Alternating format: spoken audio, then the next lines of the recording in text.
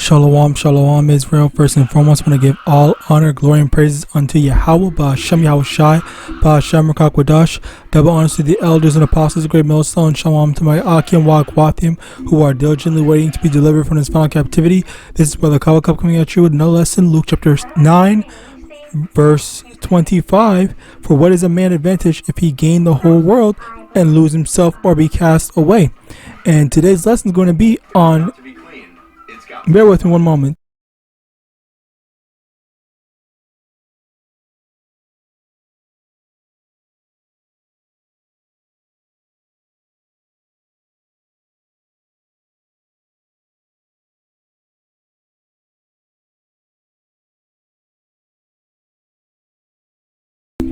Alright, Slakia. Basically, as I was saying before, Luke chapter 9 verse 25, for what is a man advantage if he gain the whole world and lose himself or be cast away?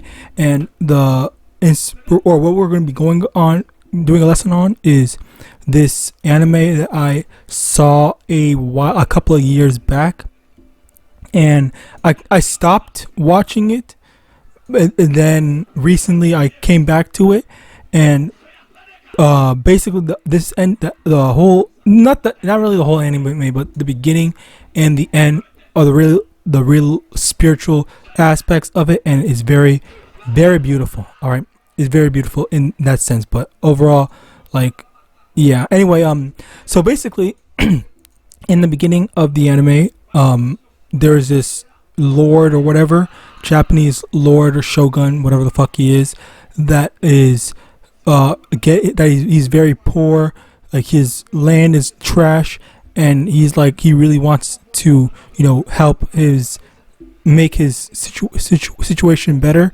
So what he does is he sacrifices his firstborn son in order to make a deal with the devil, or devils plural, in order to give him prosperity.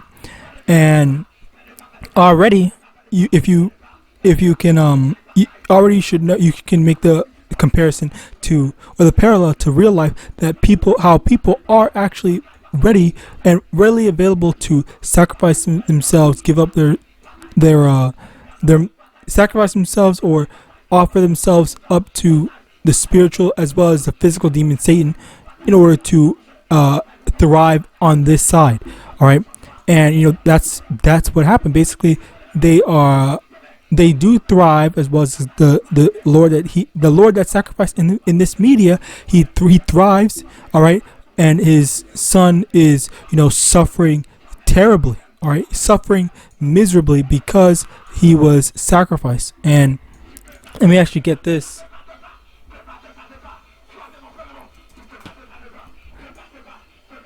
Bear with me. It's 1 Peter chapter 3 verse 14.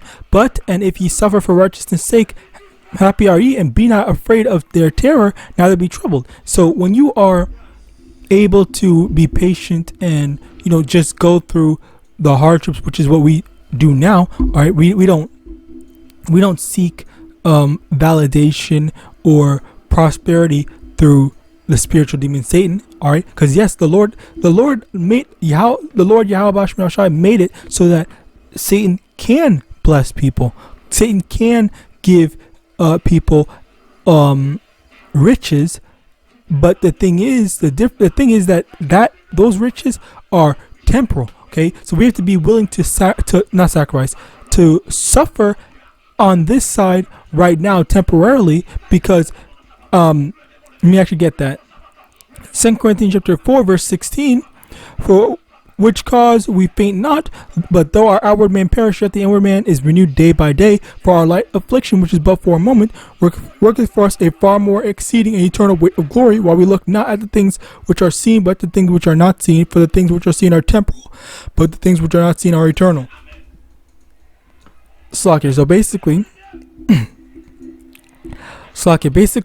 we're going to be going through some hardships now, but the thing is that it's temporary, as well as the fact that compared to the blessings that Yahawadah is going to give us, all right, it's going to make the suffering that we're going through seem like nothing, and as well as it's going to make the blessings that the devil could give you seem like nothing once again.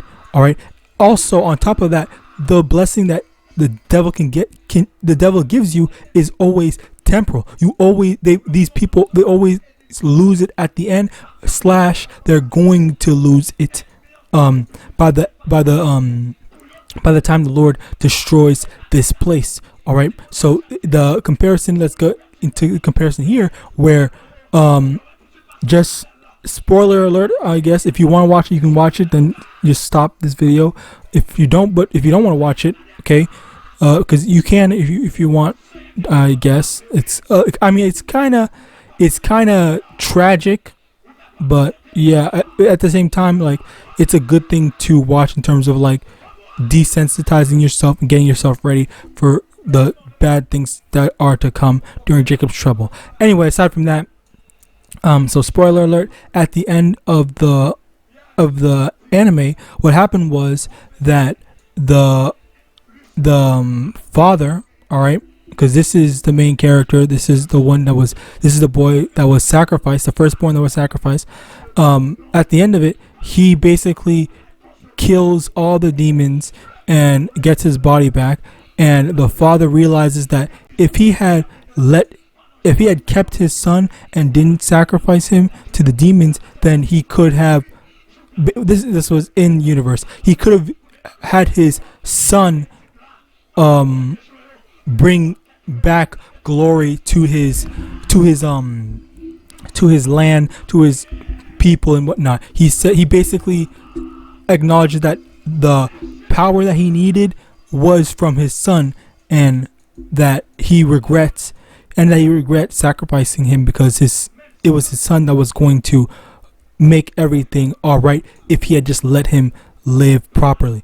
And as a result of that, like, the parallel is there. All right, it's just like you can see that following after YAHAWASHI, that's where the true power comes in. Yes, we're gonna have to suffer and go through some hardships right now, but ultimately it's going to be worth it. The Lord YAHAWASHI is going to bless us by the end of our suffering. All right, so let's get these. Psalm 27 verse 14, wait on the Lord and be of good courage, and he shall strengthen thine heart. Wait, I say, on the Lord. Okay, so it says wait on the Lord. Wait on the Lord. You're suffering now, you're going through some hardships now, but you still have to be patient. You still have to, as we read in 1 Peter chapter 3 verse 14, if ye suffer for righteousness' sake, happy are ye. We're going to be happy suffering for righteousness' sake. If we're suffering for the right reason, we're suffering because we're following the words of YAHAWASHI, then that's where the blessings lie. That's where the Lord's going to give us an everlasting and eternal weight of glory in terms of blessings, glory, everything. All right, that's where it's actually worth it. Okay, compared to these temporal blessings of temporary prosperity on this side, temporary prosperity in Babylon, that's not going to last. It's going to fizzle out soon. Okay, also Luke chapter 6 verse 24, but woe to you that are rich, for ye have received your consolation. Okay, consolation, you know what a consolation is. I always have to Google this. The comfort received by a person after a loss or disappointment. All right, so that's the riches that people have now. That's the consolation. It's not gonna be there forever. It's just like, okay, well, you weren't chosen, you weren't blessed. You get a mansion, you get your mansion, a house in Babylon, and then eventually that riches, that wealth is going to be taken away from you. Okay, either by Esau, Edom, or YAHAWASHI, which ultimately still is YAHAWASHI at the end of the day. All right. So yeah, that's basically what I really want to get into. Like, this is a very good and very spiritual lesson behind it. Like, for us, we can't. Let me actually get this as a matter of fact, because same thing.